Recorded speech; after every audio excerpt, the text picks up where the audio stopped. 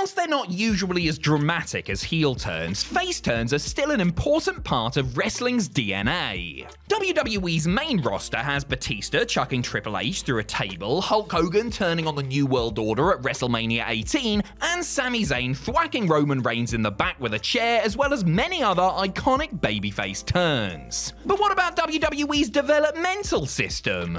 What are some of their finest instances of bad guys gone good? Funny you should ask. I'm Adam Pacitti from Cultaholic Wrestling, and these are the 10 biggest face turns in NXT history. Join us. Number 10, Timothy Thatcher. Despite sounding like the quaintest, most English man of all time, Timothy Thatcher is actually one of the scariest individuals you will ever come across. Also, he's from California. The master of the Thatcher's Thatch Can arrived in NXT as Matt Riddle's replacement partner during the pandemic. He quickly turned on the King of Bros, leading up to the first ever fight pit match in NXT history. I won't say in WWE history, because we all know that the fight pit is just a rip-off of the Lion's Den. Hashtag justice for Ken Shamrock. Thatcher eventually entered into a feud with Tomaso Ciampa, culminating in another trip to the pit on the January 20th, 2021 edition of NXT. As you can imagine, both men slapped each other so hard that it put some hairs on their chests. Well, even more hair. Both these guys were already quite furry. Thatcher walked away with the win, but gained some newfound respect for the Blackhearts. The duo agreed to team together in the upcoming Dusty Rhodes Tag Team Classic, turning Double T face in the process. Oh, isn't that cute? Well, maybe if you take away all the smacking these guys dished out to each other anyway.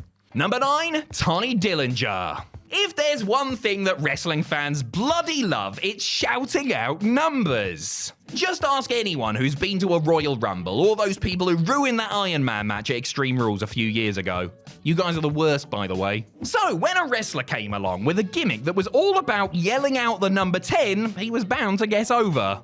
Tony Dillinger had been around at NXT for almost 3 years before he finally hit his stride as the perfect 10. Despite being presented as a heel against the likes of Apollo Crews and Andrade Cien Almas, fans couldn't help but chant along with Dillinger's signature counts. A face turn was inevitable. His time finally came when he partnered with Bobby Roode in the Dusty Rhodes Tag Team Classic, here making its second appearance in as many entries. Roode left his partner high and dry in their first match together, opening the door for Dillinger to call him out as a newly minted babyface. Not quite sure if the turn was a 10 out of 10, but I really like saying the word 10, which is why I put him at number 9. Number 8, Cameron Grimes. There's a long-running tradition in professional wrestling of using rich characters as bad guys. I mean, it's hard to generate sympathy for somebody who has loads of money, and it's so much easier to portray them as greedy, arrogant, and devious.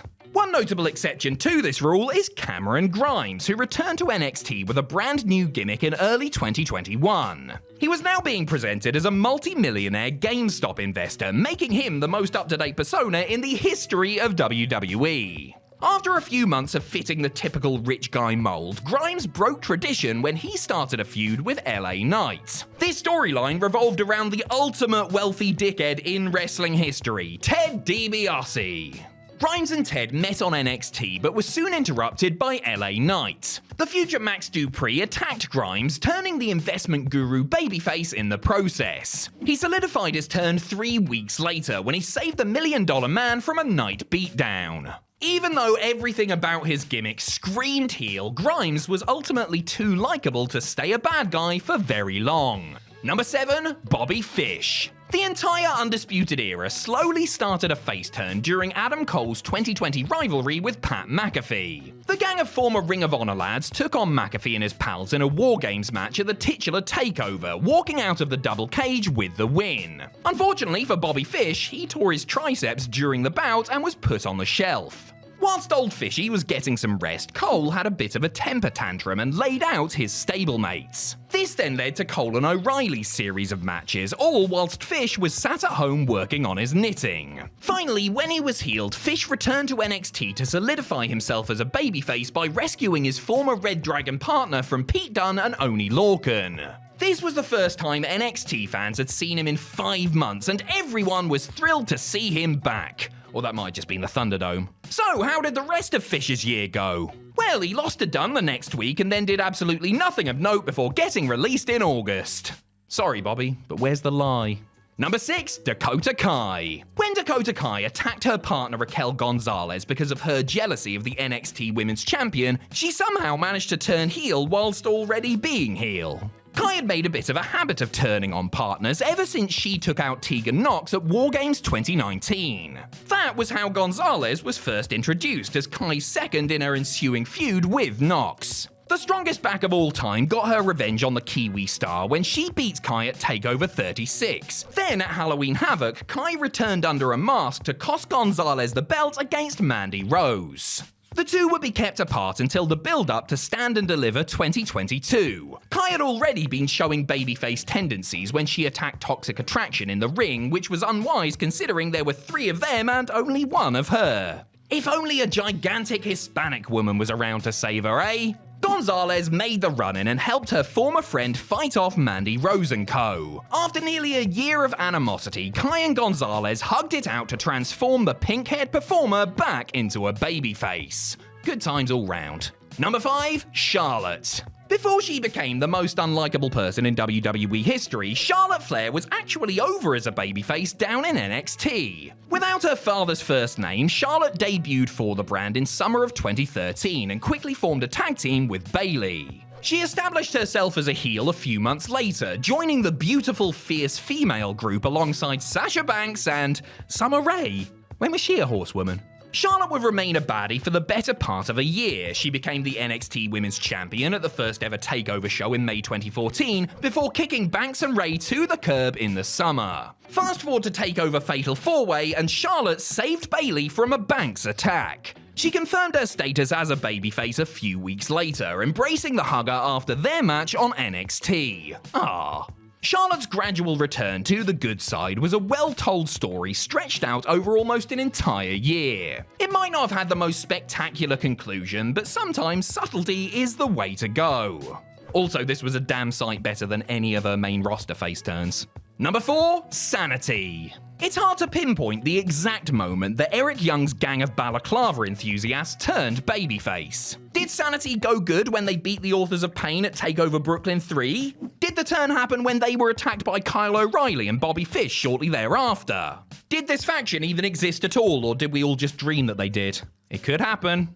For our money, the moment the turn was cemented was at the end of the September 20th, 2017 edition of NXT. The era had just beaten Mustache Mountain in the main event, only to be confronted by Drew McIntyre. The bad guys tried to peace out, only to be confronted by some very scary, very hairy men. Sanity jumped Cole, Fish and O'Reilly to come to the Scotsman's aid. This firmly established them as good guys, getting massive cheers from the crowd in the process. All of this built to the 3-way War Games match where Sanity took on the Undisputed Era and the makeshift team of the Authors of Pain and Roderick Strong. No offense, Roddy, but even with that vest on, no one is mistaking you for either Akam or Razor. Number 3. Rhea Ripley. Despite very clearly being from Australia, Ria Ripley made her first regular WWE appearances as part of the NXT UK brand. Do you have any idea how different we Brits are from the Aussies? They can go out in the sun for longer than 10 minutes without getting burnt for a start. Anyway, Ripley was a wild success in Old Blighty, becoming the first ever NXT UK Women's Champion. She would later drop the belt to Toni Storm, another Australian. You know what, I give up at this point. Ripley had been presented as a heel for most of her time in the UK, so it was quite the surprise when she turned up on American soil as a badass babyface. She started off very strong, confronting NXT Women's Champion Shayna Baszler on the August 28, 2019 edition of the show. After snatching the microphone from her hand, she then said that Baszler had beaten everyone on the roster except her. And then she said a naughty word because she was cool. This was a fantastic introduction to Ripley for anyone who hadn't seen her before, and a great way to start her run as a no-nonsense goodie.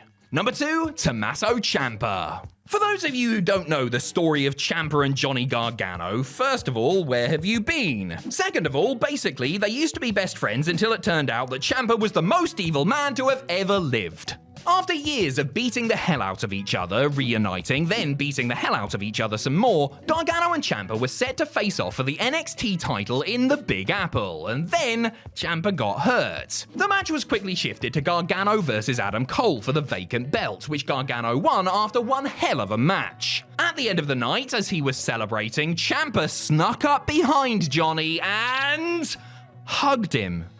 No sneak attack, no vile act, a big old hug. A still injured Ciampa was so overwhelmed with joy for his former friend that the pair made up right there on the spot. This beautiful moment not only acknowledged how far Gargano had come, but also made it impossible for fans to boo Ciampa anymore. And with that, the most heated rivalry in NXT history was over. Until it wasn't. Stupid one final beat match. Number 1, Johnny Gargano. Sticking with the Gargano-Ciampa feud now, and the moment that should have been the setup to two men battling it out for the possession of Goldie. Gargano had actually turned heel in 2018, attacking Aleister Black in the build-up to Brooklyn 4. This helped establish the parking lot assault trend that NXT loves to overuse today. DIY then reunited as villains to enter the Dusty Rhodes Tag Team Classic. Thought we gotten rid of you? This new version of the group got through the first round of the tournament, but fell in the second when they came up against Aleister Black and Ricochet. Ciampa then tried to turn on Gargano in exactly the same way that he had done at TakeOver Chicago almost 2 years earlier, but this time, Johnny was ready. The Rebel Heart countered Ciampa's attack and threw him into the LED board instead. After a few months in the wilderness, the old Johnny Wrestling was back and he was better than ever. Gargano was so popular in NXT that it would have been impossible to keep him heel for too long. Yeah, it helped freshen up his character, but his time on the dark side was only ever going to be temporary.